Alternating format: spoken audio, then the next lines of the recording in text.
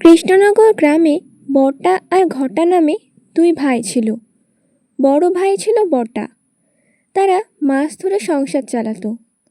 একদিন সকালবেলায় তারা মাছ ধরতে গেছে এবং নদীতে সেরকম কোনো মাছই পড়েনি। বড় ভাই বটা ঘটাকে উদ্দেশ্য করে বলে, হ্যাঁ রে ভাই ঘটা, আমরা যেই মাছ ধরে সংসার চালাচ্ছি, সংসার তো ঠিকমতো চলছেই না রে। সব দিনই নদীতে আসছি, নদীতে এত বাড়া জল, মাছেরা তো পালিয়েই যাচ্ছে। আজকাল মাছেরাও প্রচুর চালাক হয়ে গেছে বুঝলি। তাই এইভাবে আর আমাদের সংসার চালানো যাবে না, অন্য কোনো রাস্তায় আমাদের ব্যবসায় নামতে হবে। ছোট ভাই ঘটা বলে, হ্যাঁ রে দাদা, আমিও এটাই ভাবছিলাম, কিন্তু কি করব এটাই তো বুঝে উঠতে পারছি না। সেই পূর্বপুরুষ থেকে আমরা মাছ ধরেই আসছি, আমরা কি অন্য কোনো ব্যবসা করতে পারবো? আর ব্যবসা করতে গেলেও তো টাকা লাগে, অত টাকা কি আর আমাদের কাছে আছে?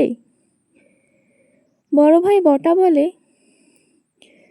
যদি আমরা বিরিয়ানির ব্যবসা করি তাহলে আমার মনে হয় না আমরা লাভবান না হয়ে থাকব, কারণ এখনকার দিনে মানুষ বিরিয়ানি খেতে খুবই ভালোবাসে। এই কৃষ্ণনগরেও কত জনপ্রিয় বিরিয়ানি, আর এখন তো একটা মাত্র বিরিয়ানির দোকান রয়েছে। দেখিসনি ওখানে কত ভিড়, সবসময় লোক ভিড় করে দাঁড়িয়ে থাকে। তাই আমি ভাবছি তুই আর আমি মিলে একটা বিরিয়ানির দোকানই খুলব। আমার মনে হয় এতে খুবই ভালো হবে। তখন ছোট ভাই ঘটা বলে, হ্যাঁ দাদা, তুই ভালো বুদ্ধি দিয়েছিস। ঠিক আছে, তাহলে আমরা বিরিয়ানির দোকানই খুলব। এতদিন যেই টাকা একটু একটু করে জমিয়েছি, সেই টাকা দিয়ে এই ব্যবসা হয়ে যাবে বলে আমার মনে হয়। তখন বটা বলে, হ্যাঁ রে, হয়ে যাবে, না হলে ধারে করে নেব। ব্যবসার উন্নতি হলে তখন সব ধার মিটিয়ে দেব। ঠিক আছে দাদা, তবে কাল থেকেই শুরু করা যাক। পরের দিন সকাল সকাল বটা আর ঘটা মিলে 2 হাঁড়িতে বিরিয়ানি রান্না করতে চড়িয়ে দিয়েছে। দূরে টেবিলের উপরে একটি লাল কাপড় জড়িয়ে হাঁড়ি রেখেছে, সেটার মধ্যেই তারা বিরিয়ানি তুলে রাখবে দোকানের মধ্যে। চারিদিকে বিরিয়ানির গন্ধে মোমো করছে। বড় ভাই বটা বড় খুন্তি হাতে নিয়ে দাঁড়িয়ে রয়েছে এবং ছোট ভাই ঘটা দাদাকে বলছে, দাদা, বিরিয়ানি দোকান তো খুলে ফেললাম, আমাদের লাভ হবে তো?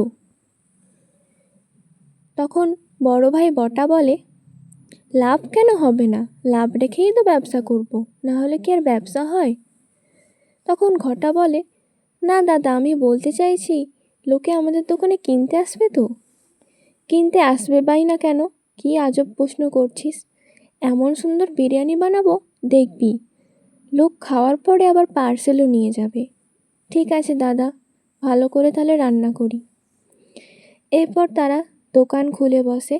দোকানে 2জন লোক প্রথম দিনেই খেতে আসে।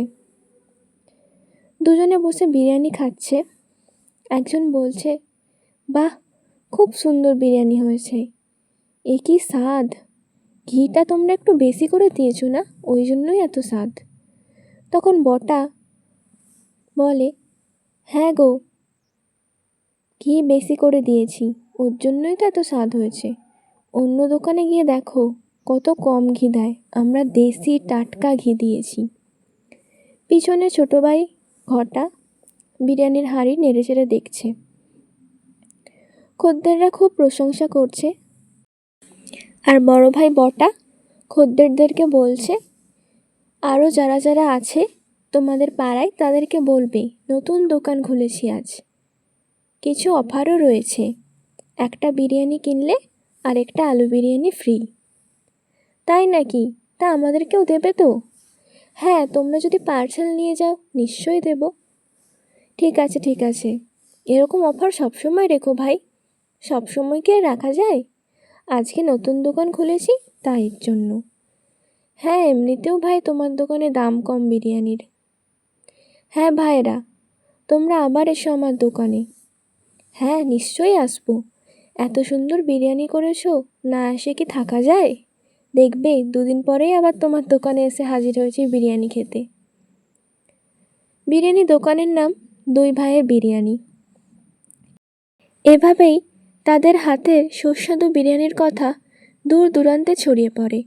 দূর দূরান্ত থেকে লোক তাদের বিরিয়ানি একবার খেয়ে দেখার জন্য আসে। আজকের গল্প এখানেই। ভালো লাগলে সাবস্ক্রাইব করে দিও।